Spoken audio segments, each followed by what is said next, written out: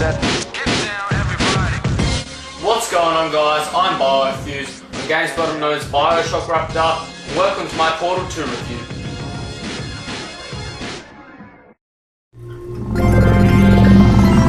Good morning.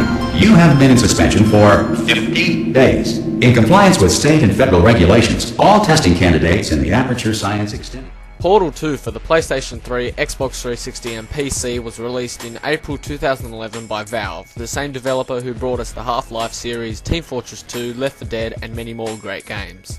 Portal 2 received generally positive opinions from game critics with a 93 to 95% rating on game rankings and 95% across the board on Metacritic. But I'm here to give you my opinion on the game, what I liked and what I didn't. First and foremost, this is a fun and interesting game to me. I'm someone who mostly plays fast-paced adrenaline-filled action games, like Call of Duty for example, but being a slower-paced and a more intellectual game, Portal 2 really appealed to me. On the outside, it's a first-person perspective puzzle game, which doesn't sound like it has much depth, but in similar fashion to the first game, which I also enjoyed, the story starts off slow, which by no means is a complaint, and works its way up to something really interesting and a story you would definitely want to see the end of, and I certainly was not dissatisfied with the ending.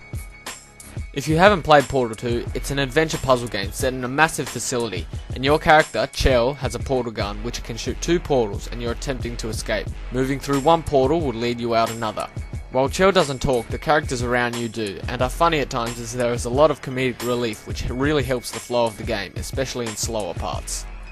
The gameplay itself is fun and challenging, but definitely not difficult. No matter what level of intelligence someone has, it's still enjoyable and should not take longer than 15 minutes to figure out even some of the later puzzles. The single player story can be completed in around 6 to 8 hours, but even after that there is a rich co-op experience just waiting, with over 35 levels to enjoy with you and a friend.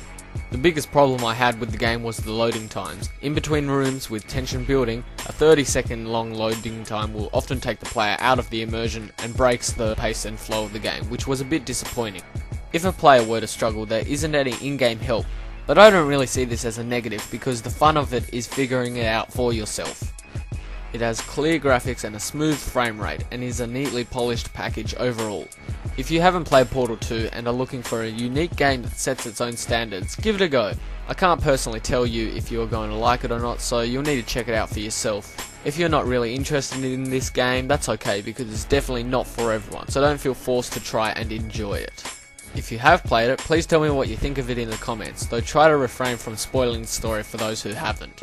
If you want to show your support, feel free to give this video a like, and I'm always open to criticism and tips that you wish to share, so go on ahead. Please don't dislike the video based on the game itself, or even if you disagree with me. I'm always open for a discussion. So thanks for watching, and I'll see you in the next video.